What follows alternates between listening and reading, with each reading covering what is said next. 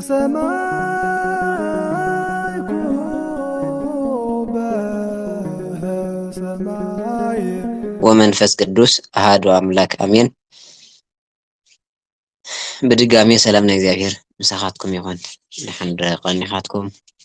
لحد مسيخاتكم ቅዱስ እግዚአብሔር አምላኽና ነቲ ዝገበርናዮ ኩሉ ከይቆፀረ ከይፀብፀበ ብዓይነ ምሕረት ጠሚቱ ከይተገበአና እንዳሃለወ ከም ዝግበአና ገይሩ ኣብ ልዕሊ ዕድመና ነዚ ሰዓት እዚ ወሲኹ ስለ ዘረኸበና ሽሙ ዝኸበረን ዝተመስገነን ይኹን።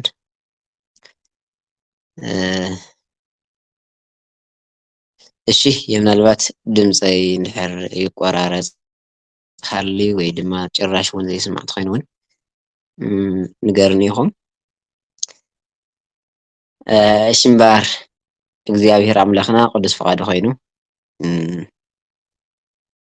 ኣብ ዝሓለፈ እውን ልክዕ ብዝተወሰነ መልክዑ ከም ዝሰማዕናዮ ወይ ከዓ ከም ዝተኸታተልናዮ ናይ መፅሓፍ ቅዱስ ፅንዓት መእተዊ ኢና ርኢና ነርና። ሎሚ ድማ ቅዱስ ፈቃድ እግዚአብሔር ኣምላኽና ኮይኑ ናፍቲ ምዕራፍ ሓደ ኢና ክንኣቱ። እቲ ምዕራፍ ሓደ ብሓፈሻ ሰፊሕ እዩ ዘሎ ኮይኑ ግን ናይቲ ምዕራፍ ሓደ ርእሲ እንታይ እዩ ዝብል ልክዕ ከም ትሪእዎ ዘለኹም ሓፈሻዊ ትሕዝቶ መፅሓፍ ቅዱስ ወይ ድማ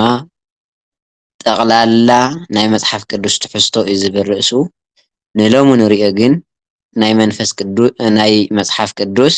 ታሪኽን ትርጉምን ዝብሉ ንኡሳን ክፋላት ኢና ክንርኢ ማለት እዩ። እቲ ዋና ርእሱ ግን ናይ ምዕራፍ ሓደ ጠቕላላ ወይ ከዓ ሓፈሻዊ ትሕዝቶ መፅሓፍ ቅዱስ ኢና ንድህሰሉ ምዕራፍ እዩ ማለት እዩ ምዕራፍ ሓደ። ኮይኑ ግን ናፍቲ ናይ ሎማዓንቲ ትምህርትና ቅድሚ ምእታውና ኣብቲ ዝሓለፈ ግዜና ዝረኣናዮ ንምስትዋስ ዝኣክል ምናልባት ንርስዕ እውን ከይንህሉ ንኸይንርስዖ ንምስትዋስ ዝኣክል ኣብ ዝሓለፈ ኣብቲ መእተዊ ብዝብል ርእሲ ወይ ከዓ መቅድም ብዝብል ርእሲ ዝተወሰኑ ነጥብታት ኣልዒልና ተመያይጥና ተርኢና እውን ነርና ኢና ማለት እዩ። ካብቶም ዝረኣናዮም ክንርስዖም ዘይግበአና እንታይ እዩ? ብዋናነት ብመጀመርያ መፅሓፍ ቅዱስ ፍቃድ እግዚአብሔር እንታይ ምዃኑ ንፈልጠሉን ንበዓልትና እውን ማንነትና ወይም ደሞ እንታይነትና ንርድአሉ ኢሉ እውን ምስ እግዚአብሔር ንራኸበሉ መራኸቢና ንረአየሉ መንፈሳዊ መነፅርና ከም ዝኾነ ካብኡ ሓሊፉ እውን ኣብዚ ዓለም እዚ ክሳብ ዘለና ጥራይ ዘይኮነሲ ክሳብ ንሰጋገረሉ እውን መምርሒና ሕግና ወይ ደሞ መምርሕና ከም ዝኾነ ርኢና ነርና ኢና ማለት እዩ። ሎማዓንቲ ድማ ብኸፊል ናፍቱ ዋና ካብቲ ናይ ቀዳማይሲ ትርር ናብ ዝበለ ኢና ክንኣቱ ማለት እዩ። እምበርከስ ምናልባት ዝምችወኩም ሰባት እውን ከምቲ ትሪእዎ ዘለኹም ናይ መፅሓፍ ቅዱስ ታሪኽን ትርጉምን እዩ ዝብል ናይ መፅሓፍ ቅዱስ ኣቐድመ ኣቢለ ብቐዳማይ እውን ከምቲ ዝነገርክኹም ታሪኹ ሰፊሕ እዩ ውቅያኖስ ማለት እዩ። ትርጉሙ እውን ሰፊሕ እዩ። ምክንያቱ መፅሓፍ ቅዱስ ኣብ ውሽጢ ዝሓዞም ትሕዝቶታት ሰቂልካ ብቐሊል ነገር ወይ ከዓ ብሓፂር ሰዓት ዘርዚርካ ተንቲንካ ክዝለቑ ዘይኽእሉ ኣዝዩ ወይ ከዓ ብጣዕሚ ስፍሕ ዕሙቕ ዝበለ ሓሳብ ዝሓዘለ መፅሓፍ ስለ ዝኾነ መፅሓፍ ቅዱስ ሰፊሕ እዩ። ይኹን ዳ እምበር ብንኡሳን ክፍላት ወይ ከዓ ክፋላት ከፊልና ግን ንምርኣይ ክንሞክር ኢና ማለት እዩ። እምበርከስ ናይ መፅሓፍ ቅዱስ ታሪኽን ትርጉምን ክነልዕል እንተለና ንሕና ደቂ ሰባት ኣብዚ ዓለም እዚ ክንነብር እንተለና ብሓፈሻ ኣብዚ ምድሪ ክሳብ ዘለና ንሪኦም ነንብቦም ንምልከቶም ዝተፈላለዩ ኣለው እዮም መፅሓፍቲ ማለት እዩ። ኣብዚ ዓለም እዚ ከም ዘርእየና ዘሎ እንታይ እዩ? ዝተፈላለየ ሓሳብን ዝተፈላለየ ዓቐንን ዝተፈላለየ ዕድመን ናይ ግዜ ፃንሒት ዘለዎም ኣብ ዓለማዊ ነገር ኣተኪሮም ስለ ዓለማዊ ነገር ጥራይ ብዛዕባ ዓለማውን ብዛዕባ ዓለማዊ ማለት ምድራዊ ማለት እዩ ኣብዚ ግዜ እዚ ረኺብናዮስ ገዲፍናዮ ንኸይድ ማለት እዩ ፀኒሑና እንደገና ከዓ ብድሕሪና ዝተርፍ ማለት እዩ ስለዚ ንናይ ዓለማዊ ነገር ጥራይ ኣተኪሮም ስለ ዓለማዊ ነገር ዝትንትኑ ዘብራህርሁ ዓለማውያን መጻሕፍትን እንደገና ድማ ብዛዕባ ኣምላኻዊ ብዛዕባ እግዚኣብሄራዊ ማለት ብዛዕባ ናይ ኣምላኽ ነገር ብዛዕባ ናይ እግዚኣብሄር ምስጢር ብዛዕባ ናህና ናይ እግዚኣብሄርን ዘሎ ርክብ ዘብራህርሁ መጻሕፍትን ኣብዚ ዓለም እዚ ኣለዉ ማለት እዩ እቶም ኣብ መጀመርያ ዝረኣናዮም ወይ ከዓ እቶም ስለ ናይ ዓለም ነገር ስለ ዓለማዊና ስለ ናይ ዝምድሪ ነገር ዘብራህርሁ ደቂ ሰባት ብናይ ባዕሎም ፍልጠት ተለዓዒሎም ብናይ ባዕሎም ምልዕዓል ወይ ከዓ ብናይ ባዕሎቶም ተበጊሶም ዝፅሕፍዎም ኢሉ እውን ደቂ ሰባት ንዝተፈላለየ ነገር ክጥቀመሎም ዝኽእል መጻሕፍቲ እዮም ማለት እዩ እቶም ኣብ ካልኣይ ክፋል ንረኽቦም ዘለና ድማ ኣምላኻዊ መጽሓፍ ወይ ደግሞ ኣምላኻዊ ነገር ዝናገሩ መጻሕፍቲ ቅልል ብዝበለ መልክዑ ዋላ ኣብ ክልተ ክንከፍሎም ንኽእል ኢና ብርግጽ መጽሓፍቲ ኣከፋፍሎም ብዙሕ እዩ ኮይኑ ግን ገና ንቕድሚት እውን ንረኽቦም ንኡሳን ክፋላት ስለ ዘለው ኣብዚ ዙርያ እዚ ዘብራህርሁ ንሕዚ ግን ኣብ ክልተ ዋላ ከፊልና ክንሪኦም ኢና ማለት እዩ ልክዕ ከምቲ ተጻሒፉ ዘሎ እቶም ናይ መጀመርያ ልክዕ ከምቲ ዝበልኩኹም ደቂ ሰባት ካብ ናይ ባዕሎም ተበግሶ ማለት እውን ካብቲ ናይ ባዕሎም ፍልጠት ወይ ድማ ናይ ባዕሎም ምልዕዓል ተላዒሎም ዝፅሕፍዎም ስለ ዓለማዊ ነገር ስለዚ ምድሪ ዘሎ ነገር እዚ ጥራይ ንሰማይ ቅንዕ ኢሎም ዘይርኡ ዓይኖም ናብ ምድሪ ጥራይ ዘትኮረ መጻሕፍቲ ኣለዉ እንደገና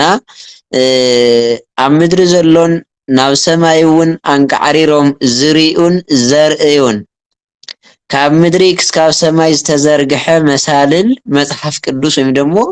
ኣምላኻዊ መጽሓፍ ድማ ኢልና ክንፈልዮ ንኽእል ኢና ማለት እዩ ኣብቲ ኣምላኻዊ መጽሓፍ ዝብል እኳ ብዙሕ ትንተና እዩ ዘሎ ንኣብነት ከም ናይ ቤተ ክርስቲያንና ኣስተምህሮ ክንከይድ እንተለና መጽሓፍቲ ኣብ ኣርባዕተ ኸፊላ እውን ተምህረና ቅድስቲ ቤተ ክርስቲያን ኣብቶም ኣምላካውያት መጽሓፍቲ ወይም ደግሞ ኣስራው ይበሃሉ ኣስራው ማለት ብትግርኛ ሰራውር ማለት እዩ ብዙሕ ንሓደ ክኾን ከሎ ሱር ማለት እዩ ሰራውር ኢላ ተቐምጦም ቅድስቲ ቤተ ክርስቲያንና ወይም ደግሞ ኣስራው መጽሓፍቲ ኢላ ኣብ ኣርባዕተ ይኽፈሉ ከምቲ ዝነገርኩኹም ማለት እዩ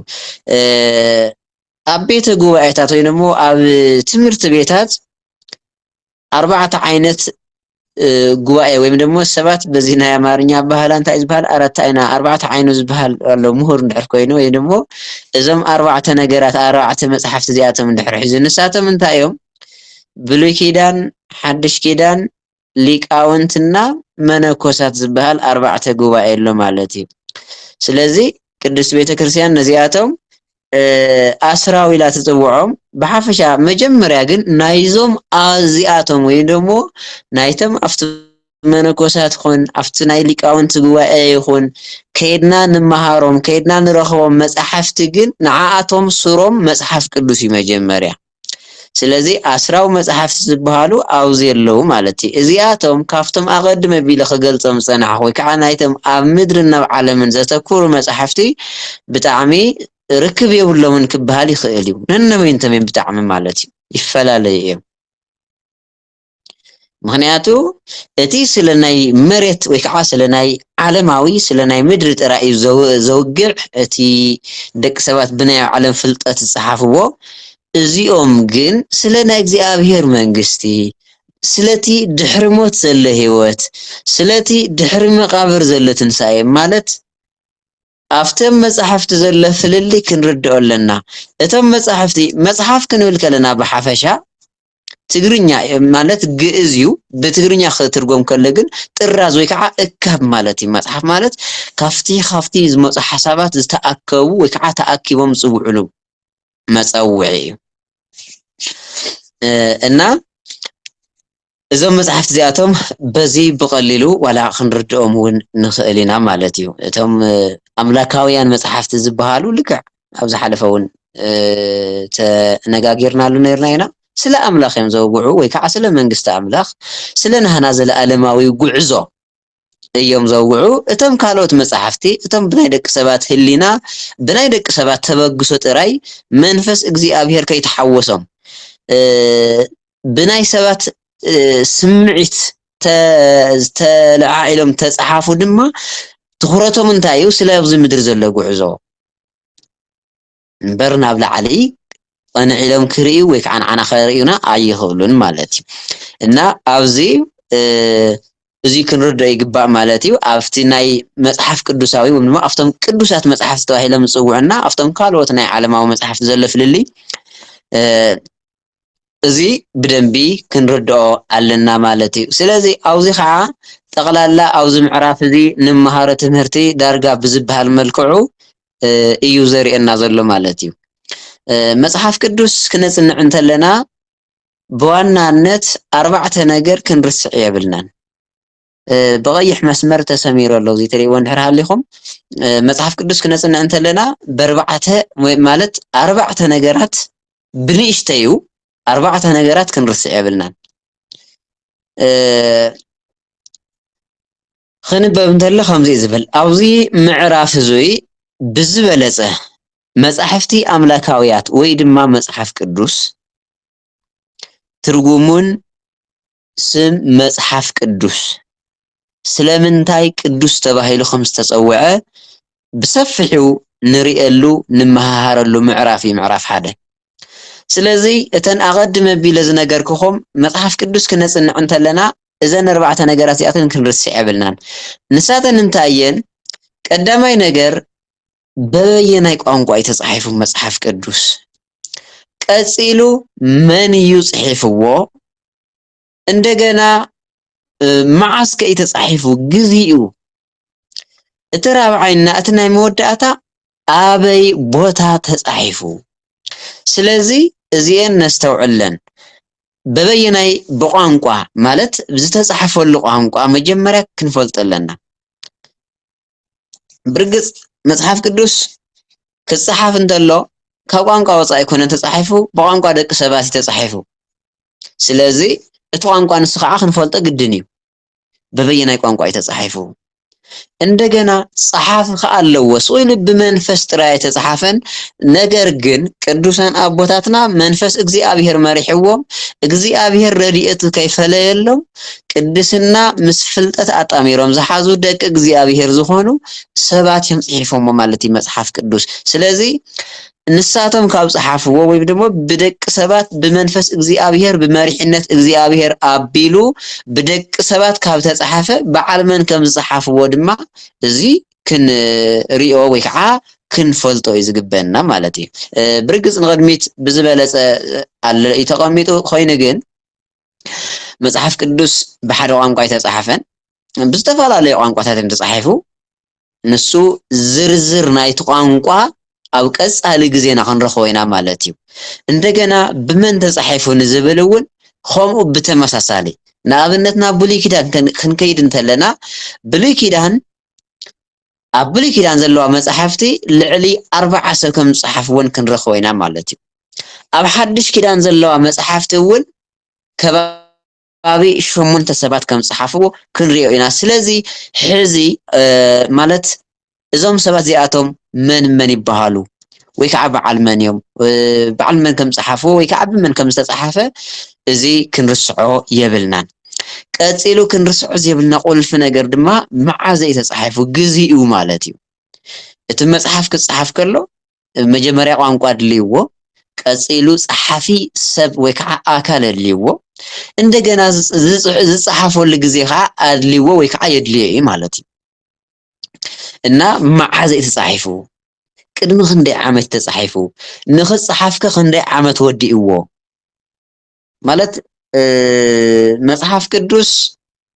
ካፍቶም አውዛ ዓለም እዚ ዘለው መጻሕፍቲ ንዋላ ንኽጽሓፍ ዝወሰደሉ ግዜ ብጣዕሚ ነዊሕ እዩ ብጣዕሚ ሰፊሕ ግዜ ወሲድሉ ማለት እዩ ንልዕሊ 1000 ዓመት ማለት ካብቲ ናይ ብሉይ ኪዳን ጀሚሩ ቅድሚ ልደት ክርስቶስ ወይ ድማ ቅድሚ ምውላድ ጎይታና ኢየሱስ ክርስቶስ ቅድሚ 1400 ጀሚሩ ክስካብ ናብ ዓመተ ምሕረት መጺና ክስካብ 100 ክፍለ ዘመን ዘሎ መጽሐፍ ቅዱስ ተጽሒፉ ዝተጠቃለለ ወይ ከዓ ዝተጠናቀቀሉ ኩነታት ኢና ንርኢ ንሱን ብዝበለጸ ንቅድሚት ከም ፍቃድ እግዚአብሔር ብዝበለጸ መንገዲ ንሪኤሉ ኩነታት ክህሊ ማለት እዩ ስለዚ ደቂ እግዚአብሔር አብዚ ክንርስዖ ዘየብልና ነገር እዘን ሕዚ ተቀስክልኩም ነገራት ፍጹም ክንስታውሰለና ማለት እዩ ምክንያቱ መሰረታዊ ነገራት እዮም ዚኣቶም ኣብ መጽሐፍ ቅዱስ ጽንዓት መጀመርያ ክንመሃር እንተለና መሰረቱ ክንሕዘለና ማለት እዩ ምክንያቱ ንዓና እዚኦም መሰረቶም ንዓና ንክንፈልጦ ብየናይ ቋንቋ ከም ተጻሓፈ ጸሓፊኡ መን ምዃኑ መዓዝ ግዜ ከም ዝተጻሓፈ ኣበይ ቦታ ከም ዝተጻሓፈ እዚ እንድሕር ተረዲእና የምናልባት ቅልል ክብለልና ይኽእል ማለት እዩ እቲ መጽሐፍ ንምሓዙ ወይ ድማ ንምንባቡ ንምርድኡ ማለት እዩ እንደገና መጽሐፍ ቅዱስ ከም ትፈልጥዎ ዓርሱ ዝኻለ ምዕራፍ ኣለዎ እንደገና ቁጽሪ ኣለዎ ብምዕራፍን ብቁጽርን የምናልባት ፍቅዲ እውን ይበሃል እቲ ቁጽሪ በብኸባቢኡ ብቁጽርን ብምዕራፍን ተኸፋፊሉ ንዓና ብዝርድእና ቁጽሪ ንዓና ብዝርድእና መልክዑ ዝተቐመጠ ዝተሰናደአ መጽሓፍ መጽሐፍ ቅዱስ ምንም እዚ ተሪፍዎ ዘይበሃል ብኩሉ ነገር ተወዲኢሉ ማለት እውን ተወዳዲኡ ምንም እዚ ተሪፍዎ ዘይበሃል መጽሓፍ እዩ ንምባል እና ስለምንታይ እዩ ብምዕራፍን ብቁጽርን ዝተኸፋፈለሉ መንገዲ ወይ ከዓ ምኽንያት መጽሐፍ ቅዱስ ቅድሚ ብምዕራፍ ምኽፋሉ ቅድሚ ብቁጽሪ ምድላው ምዕራፍ አይነበሮን ቁጽሪ እውን አይነበሮን ስኢል ብጥራዝ ይዝቕመጥ ነይሩ ስለዚ ምዕራፍ መዓዝ ተገይርሉ ወይ ከዓ ብምዕራፍ መዓዝ ተኸፊሉ በዓል መን ከኸፊሎሞ ንምንታይ ከኸፊሎሞ እንደገና ብቁጽሪ እውን መዓዝ ተኸፊሉ ቁጽሪ ንምንታይ ተገይርሉ ክንብል እንተለና ይብናት እቲ ሕልፍ ኢልና ንምርኣይ ዝኣክል ምዕራፍ ዝተገብረሉ ብዝበለጸ ከምቲ ኣቐድመ ቢለ ዝነገርክኹም እዚ ኣብቲ ማእኸል ከይድና ንረኽቦ ከም መቅድም ልክዕ ከምቲ ናይ ዝሓለፈ ዳርጋ ኢሎም ዓንቲ ንሪኦ ዘለና እዚኣቶም እቶም ክሳብ ሕዚ ኸንበም ፀናሑ ብሰፊሑ ሕድሕዶም ተተርጊሞም ንቅድሚት ስለ ዘለው እቲ ብምዕራፍን ብቁጽርን ዝተኸፍለሉ እዋን እውን ንቅድሚት ብዝበለጸ ክንረኽቦ ኢና ኮይኑ ግን ብምዕራፍ ዝተኸፍለሉ ኣብ መበል 13 ክፍለ ዘመን ከም ዝኾነ ኢሉ ድማ እቲ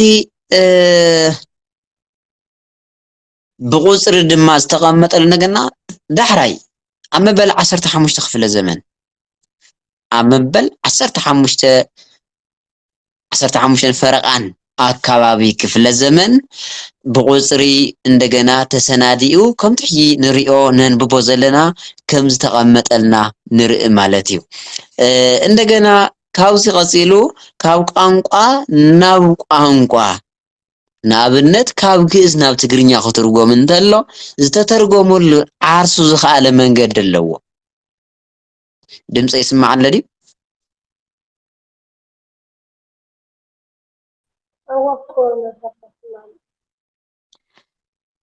እሺ ካብ ቋንቋ ናብ ቋንቋ ካብቲ ሓደ ቋንቋ ናብቲ ሓደ ቋንቋ ኸይዱ ክትርጎም እንተሎ ዝተተርጎመሉ ምሳሌያዊ ኣተረጓጎም ኣሎ ምስጢራዊ ኣተረጓጎም እውን ኣለዎ እና እዚኣቶም ጥቕልል ብዝበለ መልክዑ ኣብዚ ምዕራፍ እዚ ክንሪኦም ኢና ማለት ቀፂሉ ንረኽቦ ስያሚኡ ወይ ከዓ ኣፀዋውዓኡ ሽሙ ማለት እዩ መጽሐፍ ቅዱስ ዝብል ሓረግ ወይ ድማ መጽሐፍ ቅዱስ ዝብል ቃል ካብ ግዕዝ ዝተወሰደ ኮይኑ ብትግርኛ ግን ብሓባር ክንበብ እንተሎ ቅዱስ መጽሓፍ ማለት እዩ ምክንያቱም መጽሓፍ ቅዱስ ማለት ናይ ግዕዝ ንባብ እዩ ብትግርኛ ቀጥታ ክነንብቦ እንተለና ግን ቅዱስ መጽሓፍ ማለት እዩ እዚኣቶም ነናይ ባዕላቶም ትርጉም ነናይ ባዕላቶም ትሕዝቶ ነናይ ባዕላቶም ፍትሕ ኣለዎም እቲ ቅዱስ ዝብልና እቲ መጽሓፍ ዝብል ማለት እዩ ስለዚ እምባርከስ ናይተን ናይዚ ናይ ሕድሕዱ ወይ ከዓ ናይ ክልቲአን ትርጉም ድማኒ ልክዕ ከምዚ ተቐሚጥልና ዘሎ እዩ መጽሓፍ ቅዱስ ክንብል ተኸለና ያው ናይ ክልተ ቃላት ሕብረት ወይ ከዓ ናይ ክልተ ቃላት ጥምረት እዩ መጽሓፍ ቅዱስ ብሓደ ክንጽውዖ ከለና መጽሓፍ ቅዱስ ልክዕ ቀዲመ ከም ዝነገርኩዎም ነነበይንት እንድሕር ኮይኑ ቅዱስ ዓርሱ ዝኸኣለ እዩ መጽሓፍ እውን ዓርሱ ዝኸኣለ እዩ መጽሓፍ እንድሕር ኮይኑ ምንም ቅዱስ ዝብል ቅጽል ዘይብሉ እንድሕር ኮይኑ ካፍቶም ዓንተቦ ክንዝርዝሮም ዝጸናሕና መጽሓፍቲ ካፍቶም ኣብዛ ዓለም እዚ ዘለው መጽሓፍቲ ምንም ዝፈልየ ተኣምር የብሉን ካብኣቶም ክፍለየሉ ዝኸኣለ ግን እዚ ቅዱስ ዝብል ቅጽል እዩ ማለት እዩ ስለዚ መጽሓፍ ማለት ጥራዝ ወይም ደግሞ ዝተፈላለዩ ሓሳባት ናብ ሓደ ተጸሚቆም መጽኦም ብሓደ ኮይኖም ዝፈጥርዎ ሹም ወይ ድሞኒ ዝጽውዕሉ ሹም ማለት እዩ መጽሓፍ ማለት መጽሓፍ ክንብል እንተለና ግድን ስለ ኣምላኽ ነገር ዘይክገልጽ እውን ይኽእል እዩ መጽሓፍ ክንብል እንተለና ግድን ስለ መንግስቲ ኣምላኽ እውን ዘይክዛረብ ይኽእል እዩ መጽሓፍ ክንብል እንተለና ዋላ ናይ ካልእ ስቂሉ ናይ ዙንታይ ሞዩ ናይ ዋላ ናይ ጥንቆላ መጽሓፍ ክኾን ይኽእል እዩ ምንም ጥቕሚ ዘይብሉ ማለት እዩ ናብ ህይወት ከብጽሕ ዘይኽእል ስለዚ መጽሓፍ ዝብል ንበይኑ ክንሪኦ እንተለና ካብ ዝተፈላለዩ ሓሳባት ወይ ድማ ዝተፈላለዩ ሓሳባት ብዙሓት ሓሳባት ተኣኪቦም ወይ ከዓ እክብ ኢሎም ዝርከብሉ እኩብ ወይ ድማ እካብ ጥራዝ ማለት እዩ ቅዱስ ክንብል እንተለና ድማ ፍሉይ ዝተፈለየ ዝተባረኸ ካብ ኩሉ ንላዕሊ ዝተመስገነ ማለት እዩ ቅዱስ ማለት ስለዚ እዚኦም ክልቲኦም ክጣመሩ እንተለው ቅዱስ መጽሓፍ ይዝብል ስያሜ ወይ ድማ ሹም ነዚ መጽሓፍ እዚ ተዋሂብዎ ወይ ከዓ በዚ ክንጽውዖ ኽኢልና ማለት እዩ እና መጽሓፍ ቅዱስ ክንብል እንተለና ዝተፈላለዩ ዝተቀደሱ ናይ ሓሳባት መጸውዒ ማለት እዩ ወይ ደግሞ ንሶም ተጸሚቆም ዝሓዘ ንዓኣቶም ዝሓዘ መጽሓፍ ማለት ይምበር ንበይና እታ መጽሓፍ እንድሕር ገንፂልናያ ናብ ካልእ ትርጉም እውን ክትወስደና ትኽእል እያ ማለት እዩ ናብ ካልእ ትርጉም ክትወስደና ትኽእል እያ ወይ ናፍቶም ንዓና ክጥቕሙና ዘይኽእሉ ክኾን ይኽእል እዩ ወዝሩ ብሓፈሻሲ ትርጉም ከናግዕልና ወይ ከዓ ትርጉም ከዛብዕልና ይኽእል እዩ ማለት እዩ መጽሓፍ ጥራይ እንድሕር ወሲድና ካብቶም ካልኦት ብምንታይ ክንፈልዮ ስለዚ ብሓደ ኮን ከሎ ግን መጽሓፍ ቅዱስ ወይ ድማ ቅዱስ መጽሓፍ ናብ ዝብል ሒዙና ይኸይድ ማለት እዩ ስለዚ ነዚ መጽሓፍ ቅዱስ ዝብል እዚ ደሞ ናብ ዓውዳዊ ትርጉም ኢና ክንከድ ማለት እዩ ዓውዳዊ ትርጉም ማለት ንኽልቲኦም ነዚ ቅዱስና ነዚ መጽሓፍ ዝብል ስያሜ ወይ ደሞ ሹም ብሓደ ብሕብረት ገይሩ ትርጉም ክህበና ዝኽእል እዚኦም ማለት እንታይ ንምባል ይደልየ እቲ መጽሓፍ ቅዱስ ዝብል ቃልሲ ተተሓሒዙ ዝሕልፎ መልእኽቲ እንታይ ምዃኑ ዘብራህርህልና ዓውዳዊ ትርጉሙ ማለት እዩ ዓውዳዊ ትርጉም ዓውዲ ማለት መቸን ኩሉ ነገር ወይ ከዓ ዝተፈላለዩ እቲ ዝኽየድ እኽሊ ወይ ከዓ እቲ እንታይ ይባሃል በብኸባቢ መቸና ባህሉ ክፈላለ ይኽእል እዩ ምኽያድ ወይ ከዓ እኽሊ ውሆ ምባል ይባሃል እዩ እኽሊ ምኽያድ እውን ይባሃል እዩ ንሱ ተኺደሉ ማለት እዩ ካብቲ ዓውዲ ወፃኢ ክትወፅእ የብላን ኣብዚ ደሞ እቲ ዓውዳዊ ትርጉም ከልና ሓፈሻዊ ትርጉም ወይ ደሞ ክልቲኦም ተጠሚሮም ንዓና ክህውና ዝኽእሉ ትርጉም እዩ ዘርእየና እዚ እና መጽሓፍ ቅዱስ ዝብል ሓረግ ወይ ከዓ ዝብል ቃል ክልቲኡ ኣብዚ መጽሓፍ ቅዱስ ዝብል ቃል ኣብዚ ዓንቀጽ እዚ ንዘራረበሉ ዘለና መጽሓፍ ንምግላጽ ኣብ ንጥቀመሉ እዋን ክልተ ተመሳሰልቲ ትርጉማት ኣለውዎ ኣየነይ ንሱ እቲ መጽሓፍ ቅዱስ ማለት እዩ ስለዚ ኣብ ዝተፈላለዩ ዘመናት ዝተለዓሉ ኣብ ዝተፈላለዩ ዘመናት ዝነበሩ ቅዱሳን ኣቦታትና ብዛዕባ ናይ እግዚአብሔር ባህርያትን ብዛዕባ ስራሕቱን እንደገና ብዛዕባ እቲ ምስ ደቂ ሰባት ዘለዎ ርክብ ንሱ ጥራይ እውን እንተይኮነስ ብወዱ በኢየሱስ ክርስቶስ ንደቂ ሰባት ንምድሓን ዝገበሮ ወይ ድማ ዝተኻናወኑ ነገራት ንምግላጽ ኢሉ ድማ ደቂ ሰባት ወይ ደግሞ ንደቂ ሰባት ደግሞ እዚ መጽሓፍ እዚ ናይ ህይወት መምርሒ ኮይኖም ዘገልግሉ ብርክት ዝበሉ መጽሓፍቲ ጽሒፎም እዮም ወይ ደግሞ ብርክት ዝበለ መምርሒ ኣለዎ ማለት እዩ መጽሓፍ ቅዱስ ስለዚ መጽሓፍ ቅዱስ ዝብል ዋና ትርጉሙ ኣውዚ ክንሪኦ እንተለና እንታይ እዩ መጀመርያ ስለ ናይ እግዚአብሔር ባህርያት ማለት ስለ ናይ እግዚአብሔር ስራሕቲ እንደገና ስለ ናይ እግዚአብሔር ምስ ደቂ ሰባት ዘለዎ ርክብ ኢሉ እውን እግዚአብሔር በቲ ካልኣይ ዘይብሉ በቲ ሓደ ወዱ ገይሩ ንደቂ ሰባት ዝኸፈሎ ክፍሊት ወይ ከዓ ውዕለታ ንኽንርዳእ ንኽንግንዘብ ዝገብር ኢሉ እውን ካብኡ ቀፂሉ ድማ ንዓና ንደቂ ሰባት ናይ ህይወት መምርሒና ኣብ ዝሓለፈ ተስታውሱ እንድሕር ኮይንኩም መጽሓፍ ቅዱስ ሕገ መንግስቲ ኣብ ዝብል ተነጋጊርና ነርና መስደኒ ኣዎ ተነጋጊርና ነርና ኢና ንምንታይ ሕገ መንግስቲ መምርሒ ከም ዝኾነ ኩሉ መጽሓፍ ቅዱስ ደግሞ ንዓና መምርሒና እዩ ናይ መጽሓፍ ቅዱስ መማሓደር ደግሞ እግዚአብሔር እዩ ብዝብል ዝተወሰነ ሪኢና ነርና ማለት እዩ ስለዚ ኣብዚ እውን ንሪኦ ዘለና ንሱ እዩ ስለዚ እምበኣርከስ ካብዞም መጽሕፍቲ እዚኣቶም ድማ ዝተወሰኑ ብጉባኤታትን ብናይ ቤተ ክርስቲያን ኣቦታት ተመሪጾም ወይ ድማ ተሓርዮም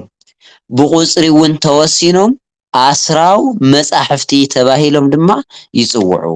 እዚ ልክዕ ከምቲ ዓንቶ ዝበልክዎ ኣስራው ማለት ያው ሰራውር የምናት ትግርኛና እቲ ግእዝ ተመሳሳሊ ብዙሕ ግዜ ኣስራውና ሰራውር ካውናዊ ብዙሕ እውን ፍልል የብሉን እዩ ዝሮ ግን ንኹላና ምንቲ ግልጽ ኾነልና ኣስራው ማለት ሰራውር ብሓደ ኾን ከሎ ሱር ምኽንያቱ ሓደ ቆም ሱር ንሕር ተዘይሃልይዎ ደው ክብል ኣይክእልን እዩ ንፋስ ክመጽእ ከሎ ክወድቕ እዩ ወይ ድማ ብሓፈሻ ደው እውን ክብል ኣይክእልን እዩ ስለዚ ታይ ንምባል እዩ እቶም ካብ መጽሓፍ ቅዱስ ወጻኢ ዘለዉ ካልኦት መጽሕፍቲ ዋላ ኣብ ሕቑፉ ቤተ ክርስቲያን ኮይኖም መጽሓፍ ቅዱስ ተዘይሃልዩ ወይ ድማ ተዘይሃልዩ ጥራይ ዘይኮነሲ መሰረቶም ኣብ መጽሓፍ ቅዱስ ተዘይገይሮም ንሶም በይኖም ደው ክብልሉ ዝኽእሉ ዓቕሚ የብሎም ምኽንያቱ ናታቶም ሱር ናታቶም መሰረት መጽሓፍ ቅዱስ ስለ ዝኾነ ማለት እዩ ወካብ መጽሓፍ ቅዱስ ዝወፀ ሓሳብ ዘለዎም ንሕር ኮይኖም ብኡ ደው ክብሉ ኣይክእሉን እዩ ስለዚ እዞም መጽሕፍቲ እዚኣቶም ድማ ካብ እቶም ኣስራው ዝበሃሉ ማለት እዩ ካብ ኦሪት ዘፍጥረት ጀሚሩ ክስካብ ናይ ዮሐንስ ራእይ ዘሎን ዝኣመሰሉ መጽሕፍቲ እዮም ኣብዚ ክትሪእዎ እንተለኹም ዝተወሰኸ ነገር ኣሎ ምኽንያቱ ዓንተቦ እቶም ኣስራው መጽሕፍቲ ኢለ ዘርዘርክዎም ጥራይ መጽሓፍ ቅዱስ እንተይኮነሲ ኣብ ሊቃውንቲ ጉባኤ ዝወሃቡ መጽሓፍቲ ኣለዉ ንኣብነት ሃይማኖተ ኣበው ኣብ መነኮሳት ኣብ ጉባኤ መነኮሳት ዝወሃቡ መጽሓፍቲ ኣለዉ ንበዓል ማሪሳቅ ንበዓል ፍሊክስዩስ ንበዓል አረጋዊ መንፈሳዊ ማለት እዩ ስለዚ ኣብዚ ድማ እዞም መጽሕፍቲ እዚኣቶም ካብ ኦሪት ዘፍጥረት ጀሚሩ ክሳብ ናይ ዮሐንስ ራእይ ዘሎን ዝኣመሰሉ መጽሕፍቲ እዮም ማለት እዩ እና ስለዚህ የምናልባት አፍቲ ናይ መጽሐፍ ዘለና አመለኻኸታ መጀመርያ ከምቲ አቀድመ ቢለ ዝበልክዎ ነቲ መሰረት ክንሕዝ እንተለና ነቲ ጨንፈር መሓዝ አየአብየናን እዩ ብዙሕ ግዜ ምልዕስ ኢሉ ዝአብየና ወይ ከዓ ዘውድቐና እቲ ጉንዲ ከይሓዝና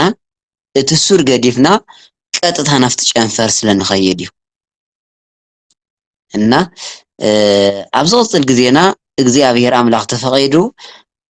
መጽሓፍ ቅዱስ ወይ ድማ ዝተፈለየ ዝተባህለሉ ዋና ምኽንያት እንታይ እዩ ዝብል ኣብ ዝቕፅል ግዜና ክንሪኢና ማለት እዩ ስለዚ ንለማዓንቲ ዝነበረና ግዜ ግን በዚ ክነጠቃልሎ ኢና ስለዚ ብደንቢ ተሰሚዕኩም ክኸውን ተስፋ ይገብር እግዚአብሔር አምላኽ በተሰማዕናየ ቃል ድማ ይባርከና ሰሚዕና እውን ንምስራሕ ሰሚዕና ንምትግባር የብቃዕና ስለቲ ዝነበረና ግዜ ክብርን ምስጋናን ንእግዚአብሔር ይኹን ወስብሐት ለእግዚአብሔር አሜን